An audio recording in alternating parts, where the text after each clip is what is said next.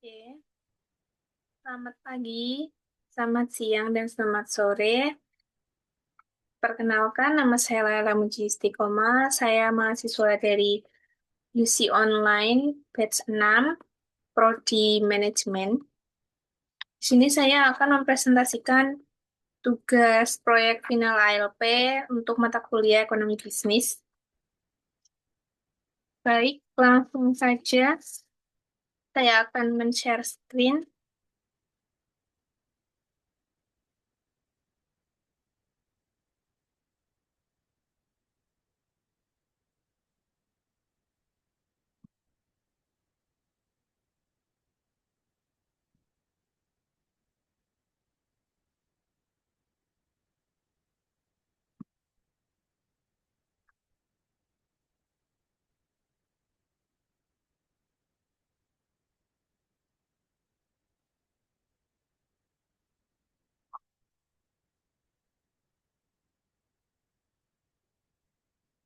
Hmm, hmm.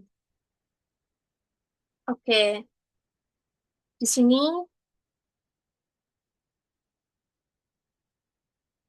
akan saya jelaskan dari bab satu, yang mana berisi latar belakang. Di sini saya mempresentasikan untuk provinsi tempat tinggal saya, yaitu Provinsi Jawa Tengah. Oke, di bab satu ada latar belakang Provinsi Jawa Tengah. Yang pertama, pada aspek geografis. Jawa Tengah terletak di tengah Pulau Jawa yang memiliki batas wilayah. Pada bagian utara ada Laut Jawa Selatan, Samudra Hindia, dan Daerah Istimewa Yogyakarta. Pada bagian barat ada Jawa Barat, dan di bagian timur ada Jawa Timur. Dengan luas wilayah kurang lebih 32.800 km persegi, termasuk dua kota administratif, Yogyakarta sebelum 1950. Oke, mungkin bisa kita lihat pada layar di sini mengenai aspek geografis dengan iklim yang tropis muson dengan musim hujan yaitu pada November sampai April dan kemarau pada Mei sampai Oktober. Lalu kemudian ada aspek ekonomi yang mana produk domestik regional bruto pada 2023 yaitu sebesar 1.800 triliun lebih ya pada sektor pertanian yang mana digerakkan pada kegiatan lumbung padi nasional yang berada pada Karanganyar, Klaten, dan Grobogan. Kemudian ada komoditas lain, yaitu ada tebu, tembakau, dan kopi. Kemudian pada sektor industri, ada batik, mebel, dan tekstil, dan garmen. Kemudian pada pariwisata, ada Candi Borobudur, Dieng, Kota Lama Semarang, Pantai Pangandaran. Kemudian ada juga pelabuhan, yaitu ada Tanjung Emas, di Semarang dan di Cilacap ada Tanjung Intan ya namanya, yang mana pelabuhan besar untuk ekspor dan impor. Kemudian pada aspek yang ketiga ada aspek sosial budaya, yang mana ada etnis, yang mayoritas orang Jawa dengan subkelompok seperti Jawa Tengah, Jawa Pesisir atau daerah Pantura, dan Samin, kawasan Blora. Kemudian ada bahasa Jawa, ada dialek Solo, Semarangan dianggap dengan bahasa standar, kemudian ada bahasa Indonesia, ada juga bahasa Ngapak, atau bahasa Kawi atau Jawa asli, yang mana bahasa Ngapak ini em, digunakan pada masyarakat Barling Mas Cakep ya. Saya sendiri berasal dari Cilacap. Barling Mas Cakep itu adalah Purbalingga, Banyumas, Cilacap, Kebumen. Banjarnegara juga sebagian ada yang ngapak juga.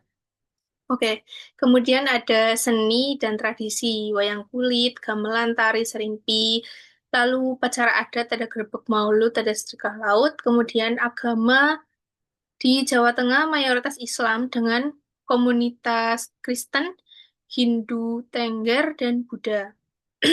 Kemudian yang keempat ada aspek demografis, yang mana jumlah penduduk kurang lebih 36 juta jiwa pada tahun 2023, terpadat di Semarang, Surakarta, dan Pekalongan. Kepadatan ini ada lebih dari kurang lebih ada 1.100 jiwa per kilometer persegi. tertinggi di daerah perkotaan ya. Urbanisasi, migrasi ke kota besar, khususnya pada daerah Semarang, Solo, dan luar Jawa. Tingkat pendidikan pada wilayah Jawa Tengah, angka melek huruf tinggi, tetapi akses pendidikan tinggi masih terpusat di daerah kota. Seperti universitas-universitas itu terpusat pada di daerah kota ya.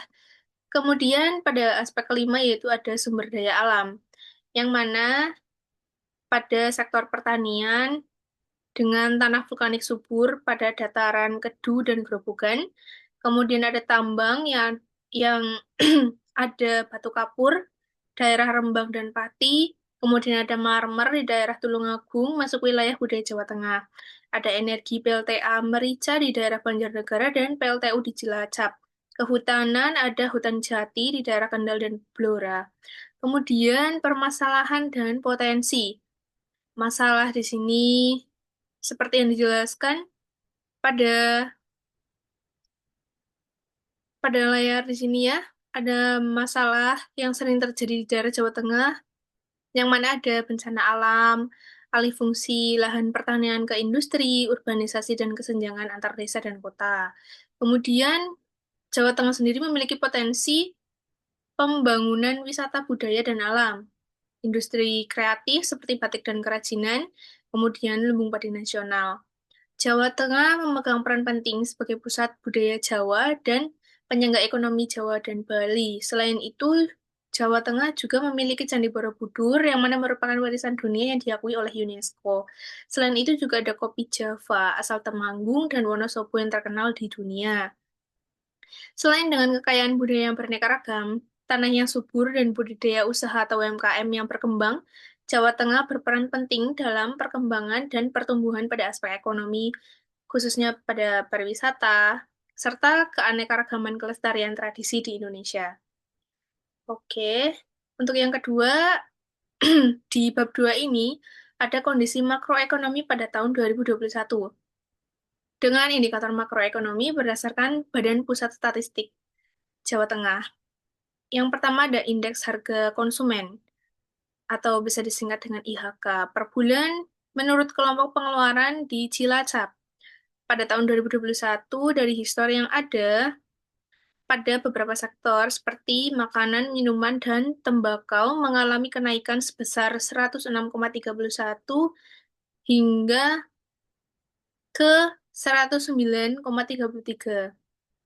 Pada sektor pakaian dan alas kaki juga meningkat dari 103,03 ke 104,11. Kemudian ada sektor perumahan, air, listrik, gas, dan bahan bakar juga meningkat dari 100,82 ke 101,97. Oke, pada tahun 2021, sektor-sektor tersebut mengalami kenaikan dari bulan Januari hingga Desember ya. Kemudian pada PDRB Jawa Tengah atas dasar harga konstan 2010 menurut lapangan usaha dalam jutaan rupiah pada tahun 2019 hingga 2021. Tercatat pada tahun 2021 pada kategori pertanian, kehutanan, dan perikanan mengalami kenaikan dengan jumlah nominal berikut ya. Di sini ada 127 juta 65.844,34 rupiah. Kemudian pertambangan dan penggalian juga mengalami kenaikan dari tahun 2020 ke 2021 ya. Terlihat jelas dari 21 juta, kemudian di 2021 22 juta sekian. Kemudian pada jasa kesehatan dan kegiatan sosial juga mengalami peningkatan dari 9.454.459 ke 9.471.683,89 rupiah. Sedikit ada kenaikan ya, walaupun sedikit tapi tetap naik ya, lumayan. Oke. Kemudian pada PDRB Jawa Tengah atas dasar harga berlaku menurut lapangan usaha dalam jutaan rupiah pada tahun 2019 hingga 2021, pada data 2021 dengan kategori yang sama, yaitu pada kategori pertanian, kehutanan, dan perikanan juga meningkat dengan jumlah 196.835.034,46 rupiah. Kemudian pada kategori pertambangan dan penggalian meningkat dari 33.070.370,09 pada tahun 2020 ke 36.628.427,53 rupiah pada tahun 2021. Kemudian kategori jasa kesehatan dan kegiatan sosial juga meningkat dari 13.658.156,92 ke 13.800.241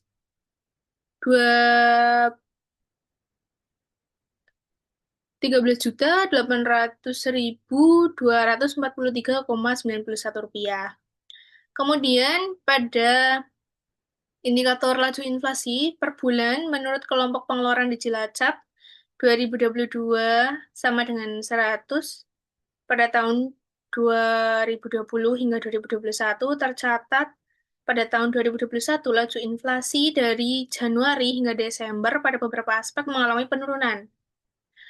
Em, Khususnya pada kesehatan, yang mana dari 0,22 menjadi 0,18. Kemudian pada transportasi tercatat 0,29 pada bulan Februari, kemudian menjadi minus 20 pada bulan Desember.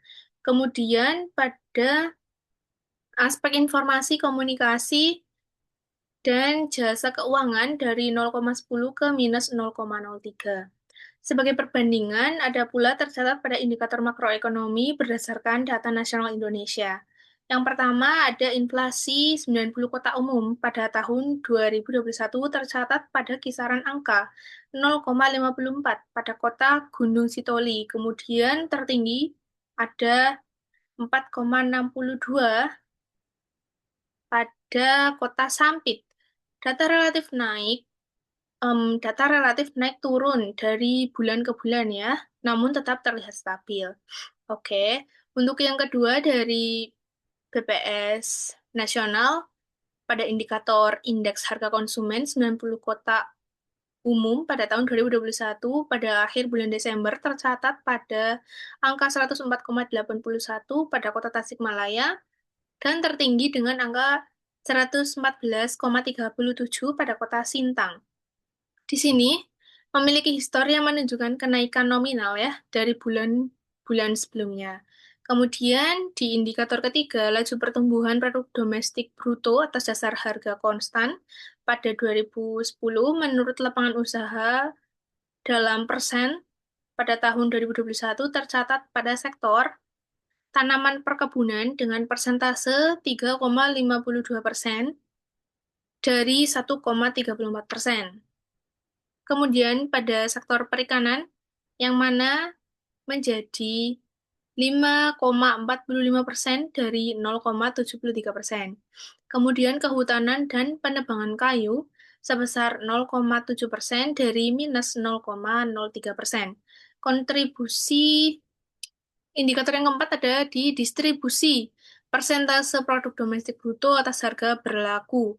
Menurut lapangan usaha dalam persen pada tahun 2021 pada sektor tanaman perkebunan mengalami kenaikan dari 3,63 pada tahun 2020 ke 3,94 pada tahun 2021.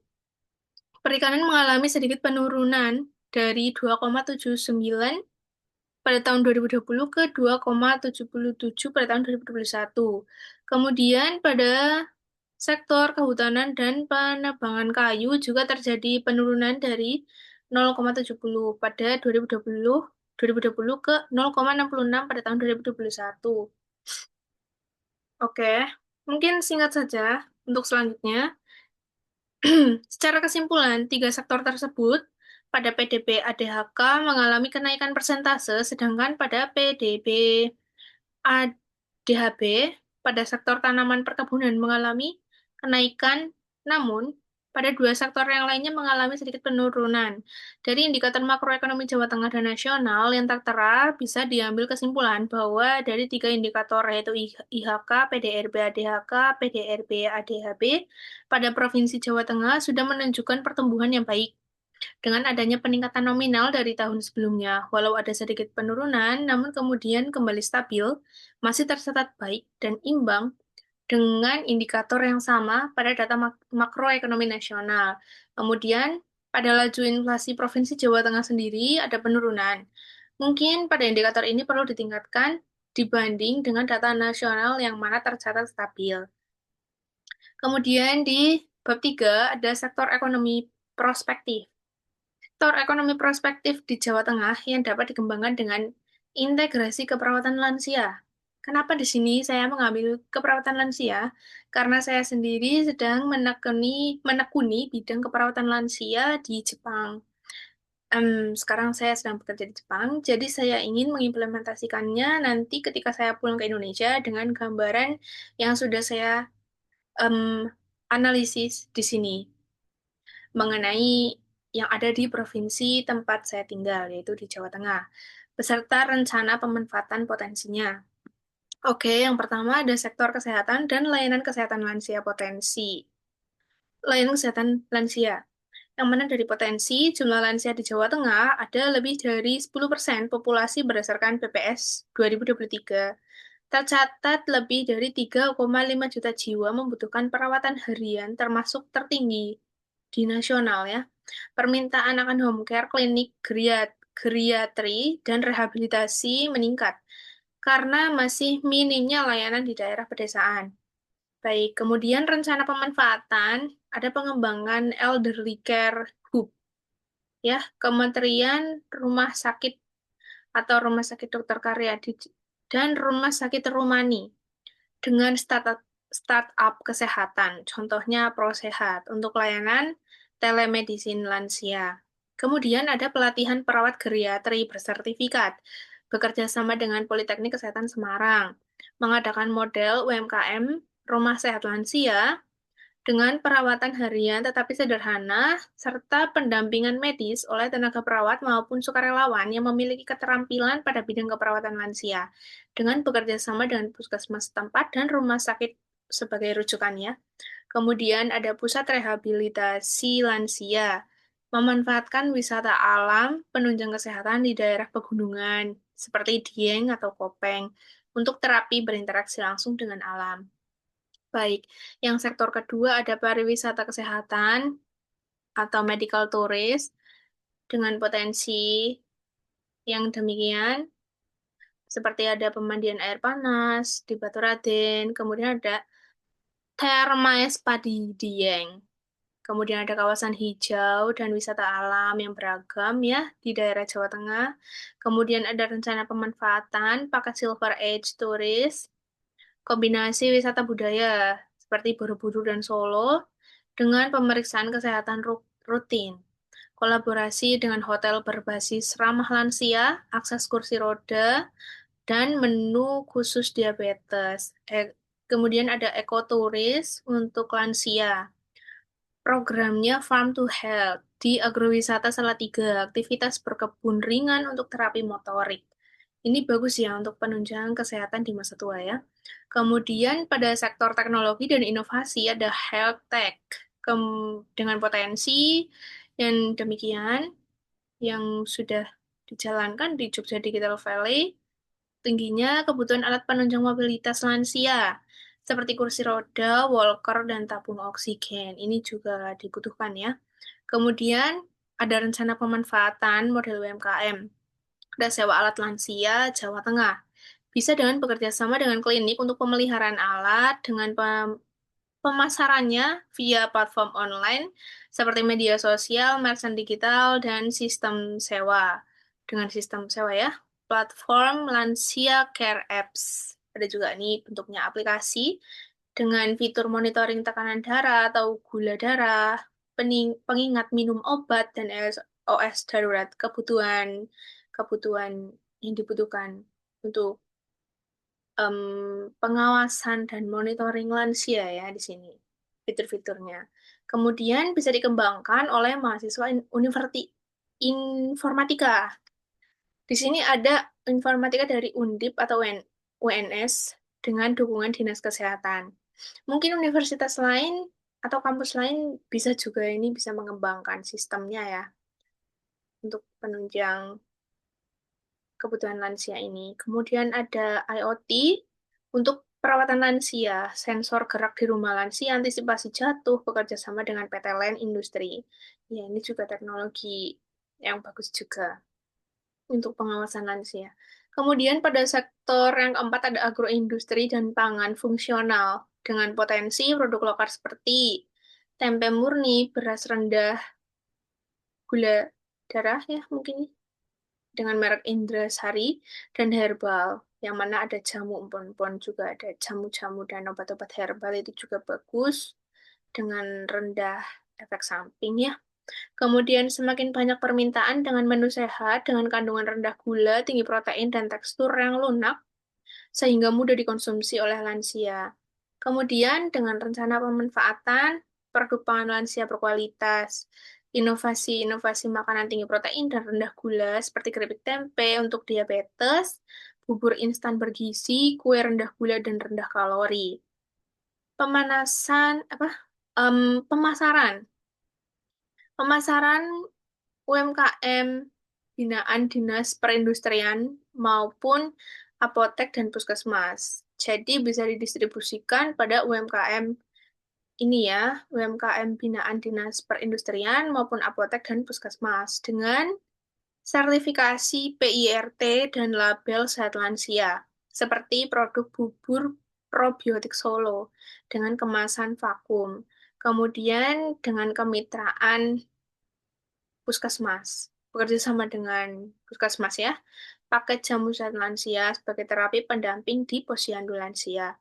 Kemudian ada strategi implementasi, yang mana yang pertama ada regulasi, peraturan daerah tentang pengarus utamaan kesehatan lansia dengan insentif fiskal untuk pelaku usaha.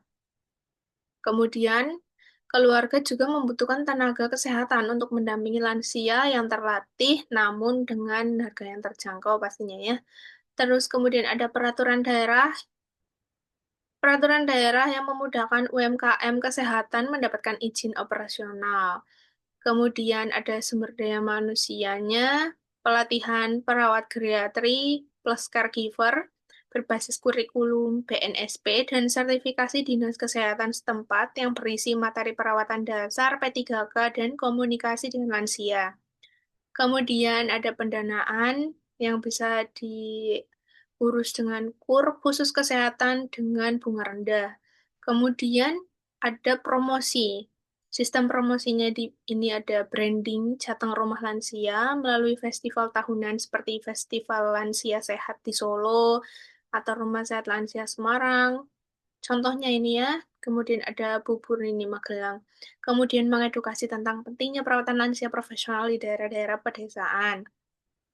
Dampak yang diharapkan, penyerapan tenaga kerja di sektor kesehatan, pariwisata, dan teknologi. Kemudian meningkatkan UMKM produk kesehatan ramah lansia, Jawa Tengah sebagai model provinsi peduli lansia tingkat nasional. Kemudian UMKM keperawatan lansia bisa menjadi peluang ekonomi inklusif di Jawa Tengah dengan potensi yang besar dan dukungan yang tepat.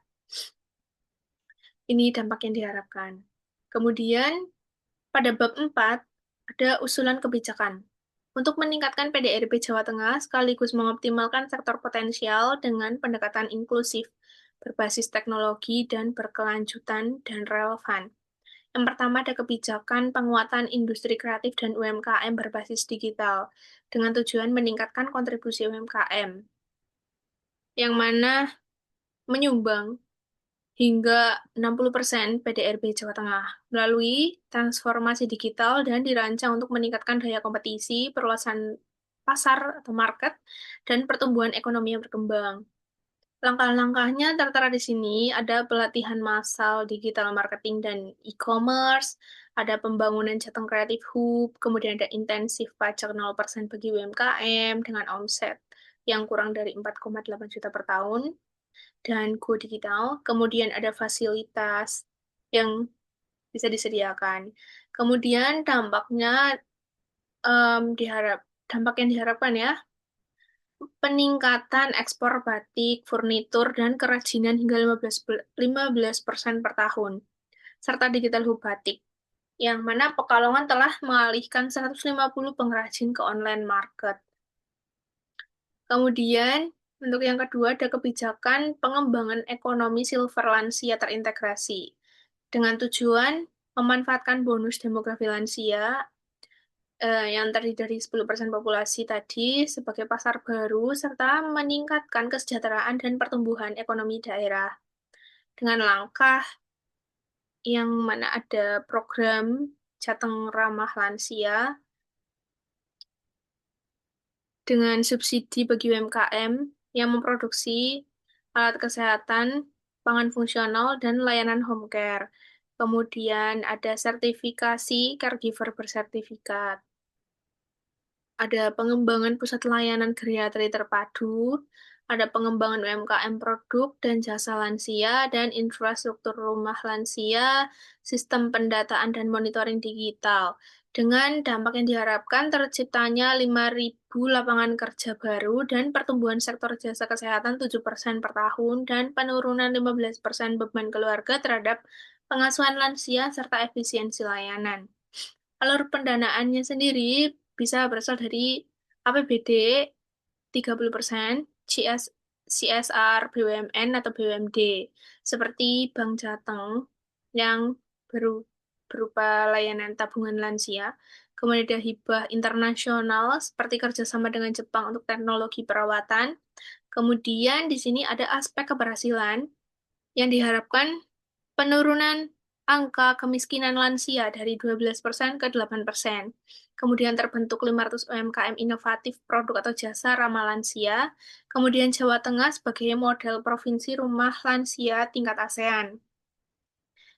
Kebijakan ini tidak hanya memberdayakan lansia, tapi juga menciptakan peluang ekonomi baru, bahwa lansia bukan beban, tapi aset bernilai ekonomi veteran.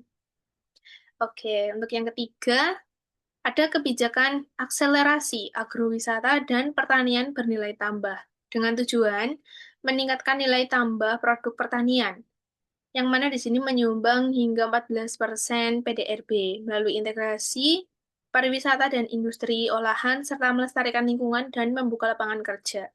Dengan langkah-langkah seperti bekerja sama dengan petani, industri, dan startup, kemudian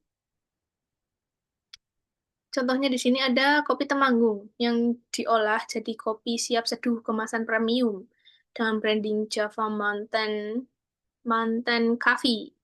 Kemudian ada pembangunan Agrotechnopark di Boyolali untuk inovasi susu sapi fermentasi. Kemudian ada pelunasan Jateng Agrituris Passport atau paket wisata pertanian. Di sini ada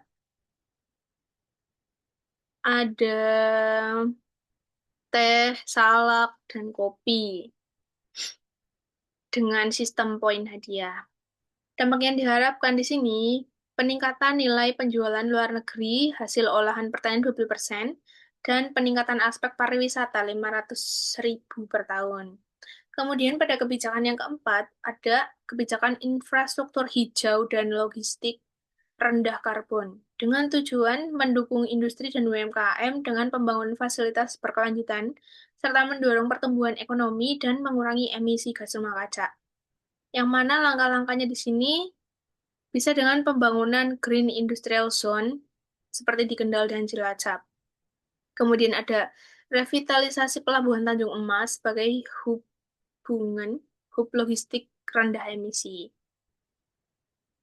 Kemudian ada program desa digital logistik, yang mana dampaknya diharapkan biaya logistik menurun 10 hingga 15% dan investasi hijau bertambah sebanyak 5 triliun per tahun. Strategi implementasi dan pembiayaan. Di sini pendanaan bisa diperoleh dari APBD 30% atau 2 triliun per tahun atau KUR tersendiri 40% atau PPP kerjasama pemerintah dan swasta 30%. Kemudian dengan monitoring, pantauan up to date, Jateng Economic Tracker untuk mengkoreksi tiap kebijakan. Kemudian ada kolaborasi, seperti universitas-universitas yang ada di Jawa Tengah. Di sini seperti Undip, UNS, merupakan kolaborator untuk riset. Kemudian ada BUMN, seperti PT Jasa Marga dan PT Pelindo untuk pembangunan fasilitas. Kemudian kerjasama internasional dengan Belanda untuk teknologi pengolahan limbah. Oke, proyeksi dampak makro. Yang mana di sini ada PDRB bertumbuh dengan mengalami kenaikan dari 5,2% pada 2023, kemudian menjadi 6,5% pada 2025. Kemudian ada pengangguran menurun dari angka 4,8% ke 3,5%. Ada sektor unggulan PAD mengalami kenaikan 10 triliun per tahun. Intensitas emisi menurun 35% di sektor logistik. Jalur sepeda terintegrasi terbangun sepanjang 500 kilometer. Kemudian terbukanya 20.000 green jobs baru. Kebijakan ini direncanakan secara mendetail, terukur, dan menyesuaikan kondisi dengan potensi lokal Jawa Tengah ya. Jika diimplementasikan secara berkelanjutan, Jawa Tengah bisa menjadi contoh ekonomi inklusif dan hijau berbasis teknologi dan SDGs dengan komitmen Paris Agreement. Oke. Kemudian di bab 5 yaitu ada penutup dengan kesimpulan dan implikasi. Yang pertama, pertumbuhan ekonomi yang merata dan berkelanjutan. Ekonomi hijau dan digitalisasi yang merupakan kebijakan UMKM di Jawa Tengah telah menghasilkan dual engine growth yang mendorong PDRB real meningkat dari 5,2% pada 2023 menjadi sekitar 6,5% pada 2025. Dari rata-rata nasional terbilang lebih tinggi ya. Diversifikasi ekonomi dengan penekanan pada sektor industri kreatif, agrowisata, dan jasa kesehatan lansia yang menyumbang 25% struktur PDRB baru. Dengan implikasi makro. Kemudian ini ada implikasi makro. Sektor tradisional mengalami penurunan, seperti pertanian konvensional, menuju ekonomi dengan standar pengetahuan. Kemudian berkualitasnya pertumbuhan dengan elastisitas terbukanya lapangan pekerjaan 0,8 setiap 1% pertumbuhan menghasilkan 0,8% tenaga kerja baru. Kemudian yang kedua, ada transformasi struktural melalui investasi hijau, yang mana mewujudkan infrastruktur rendah karbon serta logistik berkelanjutan telah menciptakan biaya logistik menurun sebesar 10-15% dengan energi yang efisien. Kemudian investasi hijau yang meningkat mencapai 5 triliun per tahun, khususnya pada sektor EBT serta industri ramah di lingkungan. Implikasi fiskal PAD meningkat sebesar 10 triliun per tahun dari pajak karbon dan dorongan UMKM hijau. Kemudian, belanja kesehatan menghemat sebesar 500 miliar per tahun akibat polusi udara yang menurun. Kemudian yang ketiga ada pembangunan yang merata dan pengurangan kesenjangan. Terintegrasi kebijakan pada sektor agrowisata, ekonomi silver, dan digitalisasi UMKM menciptakan pengurangan gap produktivitas antar desa dan kota dari 35% menjadi 25%. Kemudian ekonomi pedesaan meningkatkan kontribusi PDRB dari 18% menjadi 23%.